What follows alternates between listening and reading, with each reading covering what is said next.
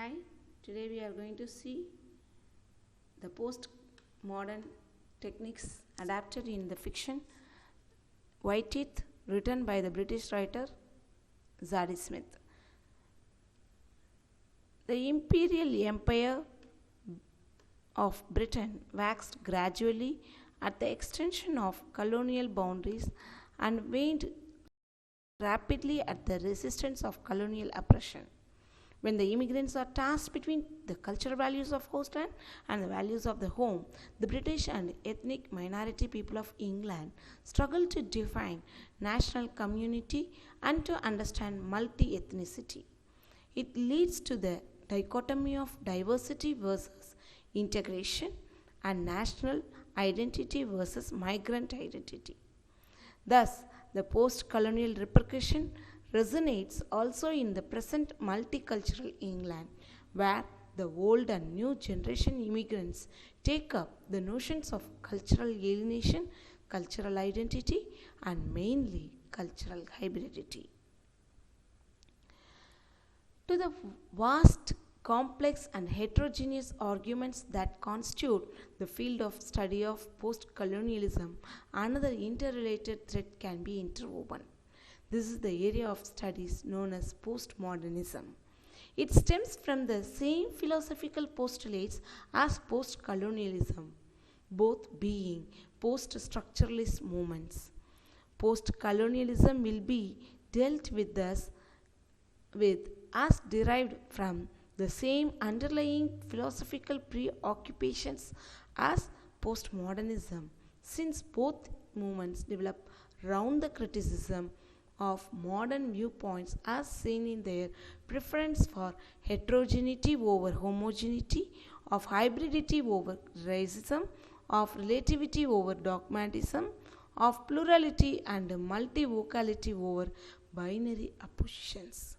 Such opposites are the center of interest in both postmodernism and postcolonialism in the fields of identity, history, and subjectivity. Crucially engaged and influenced by these cultural complexities, Zadie Smith celebrates and the re-territorialization of multicultural London in her novels. White Teeth, which was published in 2000, was her debut novel. Despite the fact that it was her first novel, White Teeth was very well received both by critics and the public and made bestseller lists both in the UK and the US. It describes the lives of three families living in Wilston Court, London: the Joneses, the Iqbals, and the Chalfants. The novel starts with Archie Jones, who has decided to go through with committing suicide after flipping a coin. He is, however, stopped by the owner of the parking spot he is in and sees this as a second chance. Shortly after, he meets Clara Bowden, a young Jamaican British woman who recently broke with her family and their religion, the Jehovah's Witness. The two get married and later have a daughter, Irie. Clara has a past too. Captain Charlie Durham, an Englishman, was posted to Jamaica in 1906 and he educated and impregnated his landlady's daughter, Ambrosia, in the Caribbean island. Their daughter Hortense, a Jehovah's Witness, married Dorcas Bowden and moved to England from Lambeth via Jamaica. At the age of 48, she gave birth to daughter Clara. When Clara is 19, she was attracted towards Ryan Tops, who suddenly turned into a Jehovah's Witness. Archie's best friend is Samod Iqbal. They were soldiers who were part of the same unit in World War II and become friends again when they meet in the 1970s. During World War II, Samad asked Archie to kill Dr. Sikh, who worked on a eugenics project for the Nazis. But Archie never killed him and never told Samad. Samad is married to Alzana Begum, who, like him, immigrated from Bangladesh to the UK. They have twin boys Majid and Millet. As Samath becomes very concerned that his sons will become too English, he decides to send Majid back to England to be raised in a more traditional and Muslim way. This does not go according to the plan.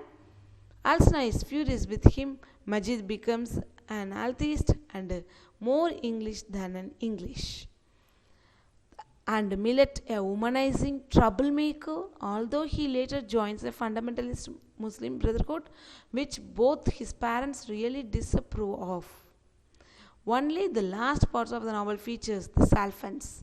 Joshua Chalfant is in the same school year as Irie and Millet.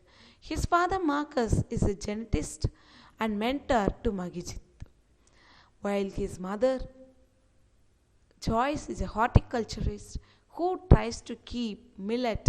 Joshua wants to escape his parents' philosophy of Chalfanism and joins a radical animal rights group.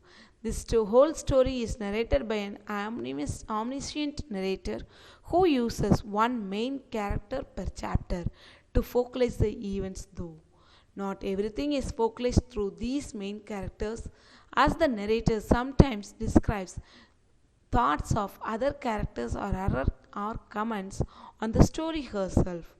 Whiteteeth is an example of what some critics call recherche postmodernism in fiction. They are big, they are full of information, ideas, and stylistic riffs. They have even full plots that transpire on what's often called a broad social canvas. They experiment with form and voice. The maximalism is a typical for postmodernism. Maximalism denotes fictional works, particularly novels. They are unusually long and complex and digressive in style and make use of a wide array of literary devices and techniques. Whiteteeth encompasses the saga of three-generation people along with the history of the nation. Postmodernism can be seen more specifically in the omniscient narration, with the narrator playing down her role as creator, mocking grand narratives, exposing the fictionality of the novel and of history, and displaying the individuality of characters' thoughts. In this way, the narrator shows herself omnipotent, for she decides how the Bowden ancestry history is told. Thank you.